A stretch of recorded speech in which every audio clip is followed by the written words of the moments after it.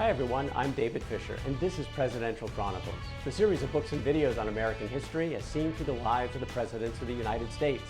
This episode is from the life of Rutherford Hayes, and the focus is the most controversial election and the Fateful Compromise.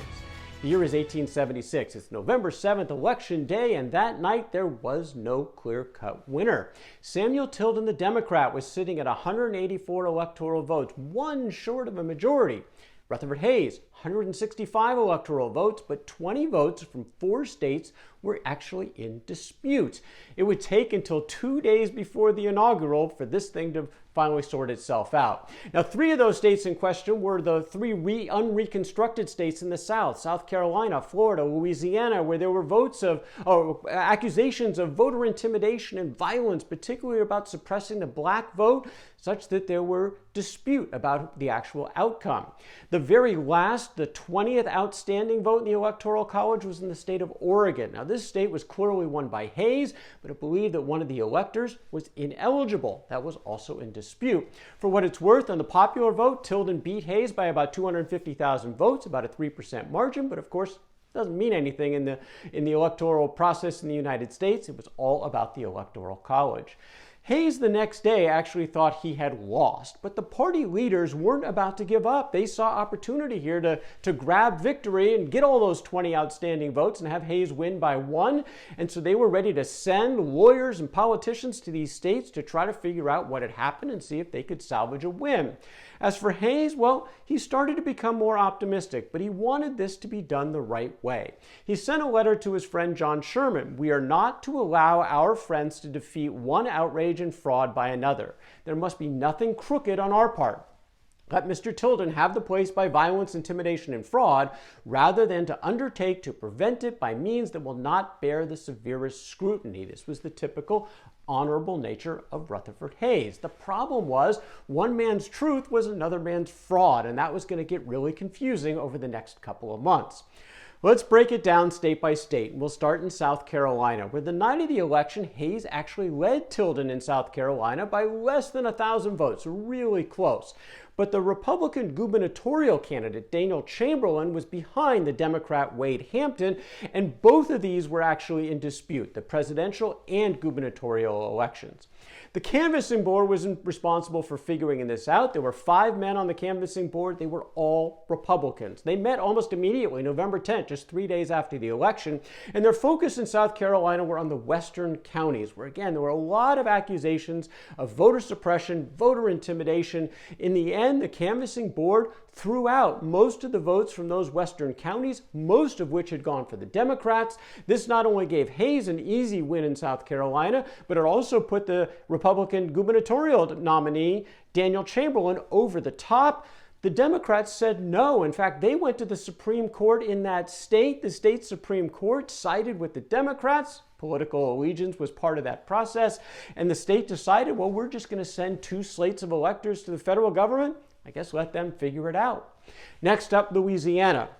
In this case, the Democrat Tilden led on election night by about 6,000 votes. That was a pretty sizable lead at this point. State law was very clear. The canvassing board decides state elections, including the one for the presidency. That board, 4 men, all Republicans. Didn't sit well probably for the prospects of the Democrats. And the Republicans also sent some powerhouses there to observe. Senator Sherman from Ohio, Congressman James Garfield from Ohio was there as well. The board interviewed 300 witnesses. Again, lots of claims: voter intimidation, violence, voter suppression. The canvassing board threw out 15,000 votes. 13,000 of those were Democratic votes. That was enough to take Hayes from being behind to the lead. He now had won the state of Louisiana. Same thing in the governor's race, also now went to the Republican. The Democrats cried foul. What happened? 2 slates of electors were sent to the federal government. Florida, they were late to getting to their decision. It was not till the end of November that they finally met with their canvassing board, which had only 3 people on it: 2 Republicans, 1 Democrat. The problem was the Democrat was actually aligned to Ulysses Grant. So none of these canvassing boards were bipartisan. This was, again, leaning toward the Republicans. On election night, Initially, the Democrat Tilden had a slight lead. In fact, it was both the presidential race and the governor's race. The Democrat had a slight lead. Same kinds of charges, voter intimidation. Former Union General Lew Wallace was on site for the Republicans in this one here in Florida, and he wrote at the time that I scarcely ever passed a week under such depression of spirits. It is terrible to see the extent to which all the classes go in their determination to win. Conscience offers no restraint. Nothing is so common as the resort to perjury unless it is violence. In short, I do not know whom to believe. Well, in the end, the canvassing board tossed out more Democratic votes than Republicans. That gave, once again, Rutherford Hayes the win in the state of Florida, but Democrats refused to concede. Again, 2 slates of electors sent to the federal government. That left the last one, Oregon. This was a little different. Now, at the time, when you went to the polls, you didn't actually vote for the candidate. You voted for an elector who was committed to represent that candidate in the Electoral College. And in this case, one of those electors was John Watts. The problem was John Watts, who was pledged to Hayes, was ineligible. Why? Well, per the Constitution, he was a federal employee. He was a postmaster. And federal employees were ineligible, per the Constitution, to being electors in presidential races. So, what should they do? The Democrats obviously said, well, he's out. We'll go to the next person on that particular electoral line, that being a Democrat, should get that vote in the Electoral College. The Republicans are saying, well, that's not the will of the people. You either got to go with Watts or at least somebody else to represent him, because the will of the people wanted to go with Rutherford Hayes. So what did they decide? Well, the state Secretary of State sided with the Republicans and kept Watts on that list of electors that went to the federal government. The governor of the state, a Democrat, said, no, that's wrong, unconstitutional, we're going to substitute the Democratic name. Both slates of electors went to the federal government. So all 20 of these votes remained contested. This was unprecedented. This had never happened before, and there was no mechanism in the Constitution to figure this out. What about Tilden and Hayes? Well, they were pretty quiet publicly, but they certainly had thoughts in the background while all of this was going on. We'll start with Hayes, who wrote to Carl Schurz that I have no doubt that we are justly and legally entitled to the presidency. I fully expect a general acquiescence in the result among judicious men of all parties. Increasingly confident. What about Tilden? Tilden was worried. Our presidential election has been subverted by a false count of the votes cast by the presidential electors, founded on a substitution of pretended votes known at the time to be fraudulent or forged and to have been manufactured for that particular use.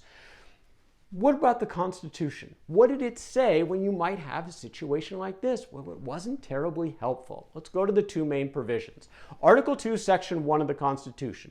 Each state shall appoint in such manner as the legislature thereof may direct a number of electors. It doesn't say what to do, though, if those electors are actually in dispute and you've got 2 slates of electors that are sent forward. The only other thing that could possibly help was the 12th Amendment to the Constitution.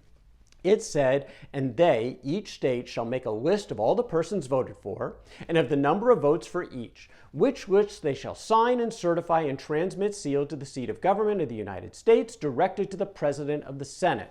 The President of the Senate shall, in the presence of the Senate and House of Representatives, open all the certificates, and the vote shall then be counted. Well, this was now putting a lot of pressure on the President of the Senate, who was Thomas Ferry. Thomas Ferry was not the Vice President of the United States. That position was actually vacant.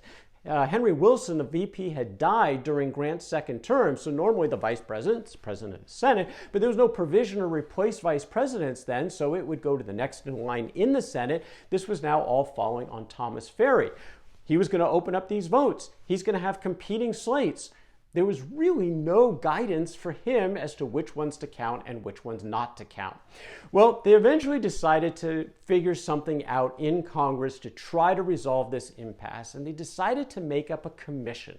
The Electoral Commission was established. 15 members, 5 from the House, 5 from the Senate, 5 from the Supreme Court. 7 would be Democrats, 7 would be Republicans, or appointed by a Democrat or a Republican president in case of the court. And that left the 15th and final person. 15th and final person was intended to be David Davis of Illinois, a justice on the Supreme Court. He was thought to be the most independent-minded of all the people, maybe in all of Washington. If we're going to get a fair vote and maybe break this partisan tie, it was going to be David Davis. So they passed this law, Grant signed it, and now they're going to put the commission into place. But there was a monkey wrench thrown in by David Davis. He declined to serve. Why? Well, he had actually just been elected to the Senate from the state of Illinois. He was stepping down from the Supreme Court. And he said, look, I'm not a Supreme Court justice, at least I'm not going to be pretty soon. I'm taking myself out of this equation. Maybe he just didn't want to be the decision maker in this, but he was no longer in the mix. So what were they going to do? Well, they had to pick another Supreme Court justice, and they eventually settled on Joseph Bradley of New Jersey. Maybe the most independent of the leftovers, but he was hardly independent. He had been nominated by President Grant. He was clearly a Republican. This was no longer going to be, if they ever thought they were going to have a bipartisan element of this commission, it was pretty much lost at this point. So the question was, how is all this going to be resolved? The Republicans just simply wanted to go with the canvassing boards. Whatever they said at the state level, that should be official. The Democrats were saying, no, if these are in dispute, then throw out that state. And if you throw out all the 20, that's fine with us, because then no one will have a majority, and it'll go to the House of Representatives to resolve the dispute, and the Democrats there had the advantage. That was their only chance at this point to win, was to get this thing into the House of Representatives. Well, they finally started opening the ballots, and Senator Ferry started opening them on February the 6th, going alphabetically state by state till he got to the state of Florida. This was the first one in dispute. They stopped the proceedings, turned it over to the Electoral Commission that met in a very crowded room in the Supreme Court room, actually, was where they held the meeting. And the question at hand was, would the commission, quote, go behind the results? What they meant by this is, would they actually call their own witnesses and try to really figure out what happened in that state? Or would they simply choose which one of the slates was more official and go with that without sort of doing their own investigation? Well, the vote was 7-7, not surprisingly, Republicans and Democrats. It came down to Joseph Bradley, and here's what he said. The two houses of Congress, in proceeding with the count, are bound to recognize the determination of the State Board of Canvassers as the act of the state, as the most authentic evidence of the appointment made by the state. Well, they may go behind the governor's certificate if necessary. They can only do so for the purpose of ascertaining whether he has truly certified the results to which the board arrived. They cannot sit as a court of appeals on the action of that board. That was the end of it. If they're going to go with the canvassing boards, all of these were going to go for Hayes, and that's what happened with Florida, it happened with Louisiana, it happened with Oregon, all of these by votes of 8-7. But these votes were taking time, and they're getting really close to Inauguration Day. So the Democrats, they would figure they're going to lose this thing, but at least maybe they could throw some chaos into the mix and cause it to go after Inauguration Day, March the 4th. If they did that, again, there was nothing in the Constitution to figure out who would be president, at least at that point in time. In the meantime, though, there were discussions behind the scenes. Maybe the Democrats would stand down and allow Hayes to become the 19th president and to do so on time, but they wanted something in return. In fact, they wanted something more than they wanted the presidency itself. The Democrats wanted home rule returned in the South. They wanted the federal troops out. They wanted Reconstruction over. And they basically put on the table, we'll stand down. You'll have the presidency, but we expect Rutherford Hayes as president to allow the states of South Carolina and Louisiana to decide the governor race by themselves, get the federal troops out, and essentially end Reconstruction for all time. This is what they wanted.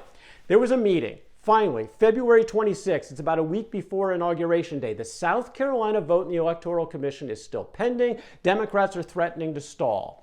The meeting took place at the Wormley Hotel in Washington, D.C., and the Republicans were there, John Sherman, James Garfield, William Dennison, Stanley Matthews, representing the interests of Hayes. And they talked about this potential bargain. Sherman made it clear Hayes would only go along with this if the Democrats agreed that they would still support the rights of the blacks in the South. If Hayes ended federal Reconstruction, they wanted assurances that the black rights, in particular the right to vote, would be sanctioned and supported by whatever governments took over in the South. Well, the Democrats in the room were happy to agree to this.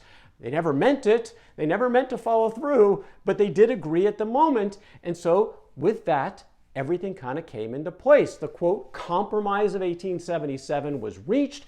Rutherford Hayes would become the president on time with the expectation that he would end federal Reconstruction, return home rule to essentially the white power in the South. Stanley Matthews and Charles Foster signed a document actually sort of cementing this agreement in place. They wrote that South Carolina and Louisiana the right to conduct their own affairs in their own way, subject only to the Constitution of the United States and the laws made in pursuance thereof. In other words, without any intervention from the federal government.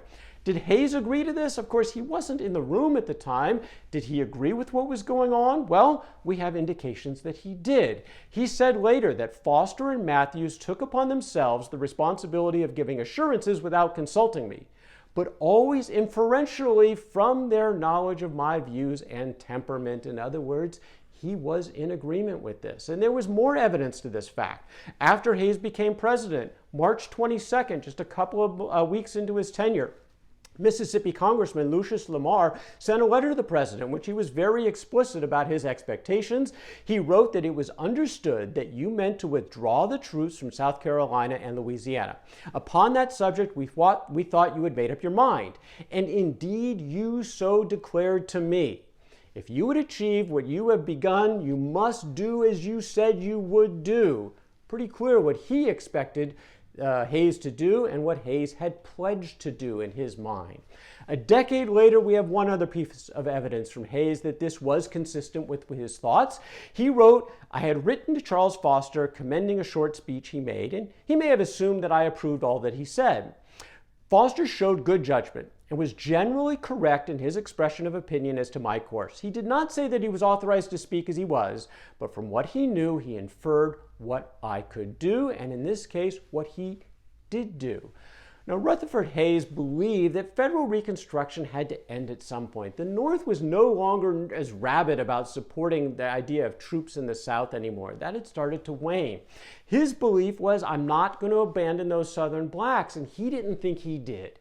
He naively felt that the words from these Southern leaders, these Democrats, that they would protect those rights would somehow actually take place, and that was certainly the flaw in this supposed compromise of 1877.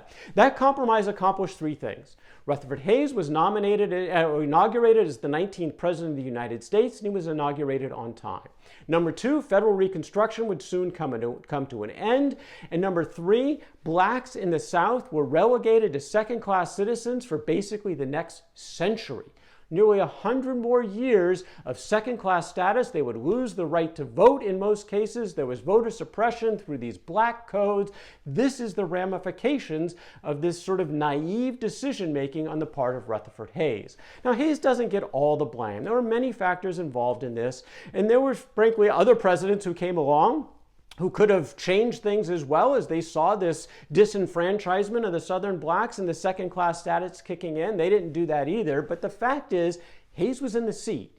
He made the decision. He naively took the word of the Southern Democrats that they would protect these rights. His own good nature led to one of the worst decisions an American president ever made, with one of the worst outcomes in the history of the American presidency. By the way, who actually won the election of 1876 at the ballot box? That's something we're never going to know. That's Rutherford Hayes and the most controversial election and a fateful compromise.